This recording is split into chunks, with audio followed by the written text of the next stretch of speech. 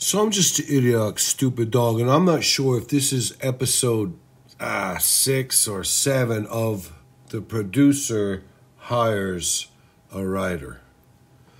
But what happened was the producer and the writer, I don't want to say absconded. They didn't steal nothing, but they stole the heart of the man, and they stole everybody's belief in that we were building something new, and we had addition by, addition, and then maybe we were like subtraction by addition, because who the hell knows how it works. But the producer and the writer, they disappeared. The producer was phoning it in, trying to get the man to do his job. And I want to tell you something. You want to talk about a clandestine situation. When the man is trying to do the job of a producer, the man can barely do the job of an oxygen deprivation man, let alone the job of the producer. But the producer and the writer girl, they left. They disappeared. And when they reemerged, they were in leather jackets with matching tattoos. So you tell me. It turns out that the writer girl is like Yoko Ono. She's going to mess up the whole apple cart. She's going to screw it all up, It's like, God bless. You couldn't just leave well enough alone. You have to bring in Yoko Ono. But the writer girl, it turns out the writer girl is a ultra Orthodox liberal like AOC in spandex with freaking lots of barrettes in her hair. God bless. The man and the writer girl, they squared off. There was this big thing, and the man was like wanting to swing on the producer, and the producer's a candy ass. The producer's like 35 years younger than the man, much more virile. He jogs, he does this, that, the other thing. The man trains by drinking bourbon. I mean, the man's trying to increase his bourbon tolerance. The producer's over here trying to see if he can reduce his time per mile when he's running like 3 or 4 or 5 miles. But yet, the producer's afraid of the man. The man's got the bluff on the producer.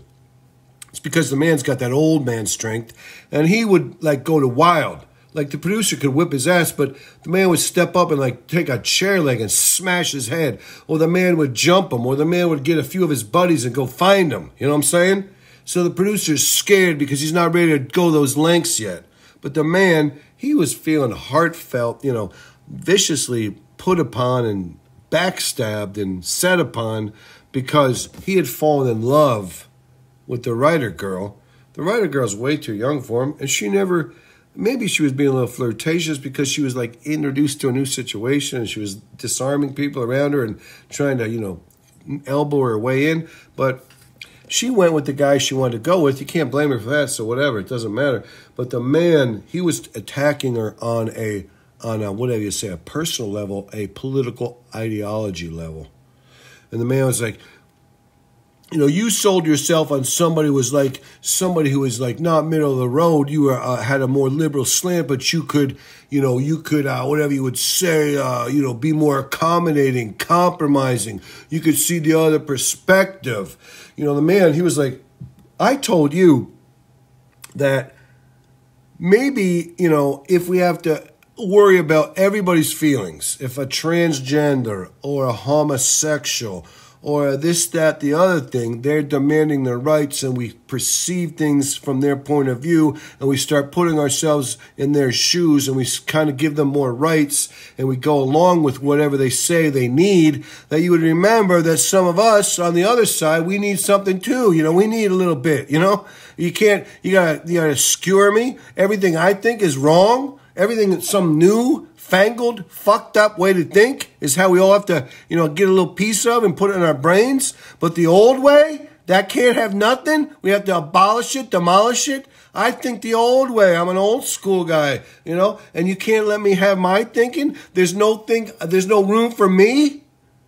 And the producer lady, not the producer lady, maybe that's what she's going to be, the producer queen, the writer girl, she says, listen, I believe in equality and individual liberty. And the man's like, yeah, me too.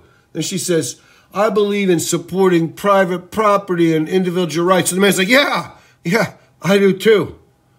She says, I believe in supporting the idea of limited constitutional government. And I was like, you do? I mean, you know, all right, well, that's kind of what I believe. And she's like, well, then why do you want to make it illegal for somebody to do some transgender stuff? And he's like, well, I don't want to make it illegal, but some of the people want to make some things illegal. It's like you can't, you know, start cutting into kids until they've gone through puberty.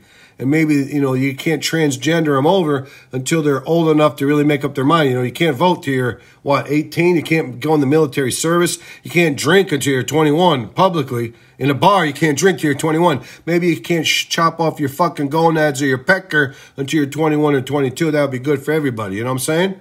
But whatever. And she took offense to that. She kind of reared up. She was going to slap me. The producer, he held her back.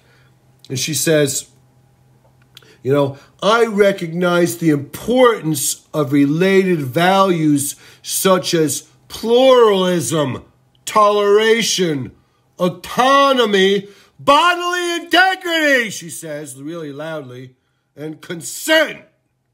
You have to consent to have somebody do this, that, or the other thing. Bodily integrity.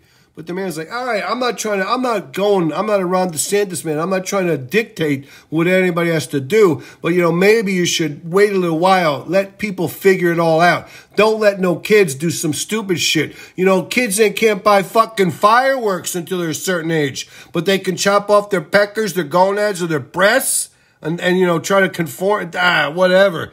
Just, you know, all I'm saying, and the producer girl, she ran up and she slapped him with a haymaker right in his temple, and he staggered. He threw a punch, and it struck out over into the air, and he fell forward on the ground. And she kind of laughed, and she kicked him right in his kidney, and he rolled over, and he pissed himself right in his pants.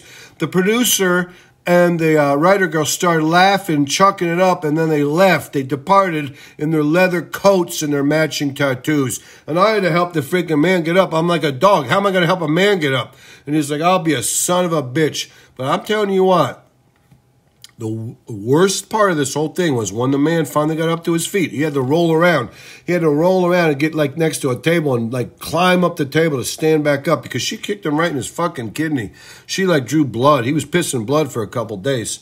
But he said, that dumb bitch, she doesn't know. And that fucking half a faggot producer, let me tell you what, I'm going to go back and I'm going to call Cold Sore Jimmy. And maybe I'll have a sack of fucking money. And I'll be getting Cold Sore Jimmy to take care of a little business. And I'm an idiotic, stupid dog. He's like, hold on. Don't be using gay slurs. This guy's not gay, so don't be using a gay slur against him. Don't be using a B word against her. She's like, you know, whatever. She rejected you. He said, she kicked my fucking kidney till I pissed my pants, and now I'm on pissed blood for a day or two. Come on, you know? And I was like, don't be calling Cold Sore Jimmy and getting out a sack of cash. That's not how we take care of things around here. We're not into that kind of bullshit. Let's calm it down. Let's remember, listen, if they want to act a certain way, just remember what your dad always told us. Remember what your dad always told us. And the man looked at me and was like, yeah, I know. Yeah, my dad always said, don't let any asshole make you behave like an asshole. All right, dog, whatever. You're right. You know, so maybe they dodged a bullet because you're so, you know, because you're the most intelligent dog in the world. I was like, I'm not the most intelligent dog. I might be a moderately intelligent dog. I'm a verbalizing dog. I can talk, but, you know, let's not give undue credit where undue credit is not due. But whatever. But, yeah, you should not be giving Cold Sore Jimmy a call. You should not be vindictive. You should not be, you know, whatever. Remember what the Jehovah's Witnesses told you. You don't want to be, you know, I don't know, reactive. You want to be calm and merciful and, you know, nonviolent and beautiful and mild. You want to be mild. Mild. Look at it from everybody's point of view. It's hard to do that in this day and age because no one else is doing it. They're always looking at from their point of view only. But look at it from the other person's point of view. Have a mix, you know, a yin and a yang, a balance. It's some their point of view. It's some your point of view. Who knows? This is like the seventh thing in the whatever the producer hires a writer. It's the 6th or the 7th. I think it's the 7th.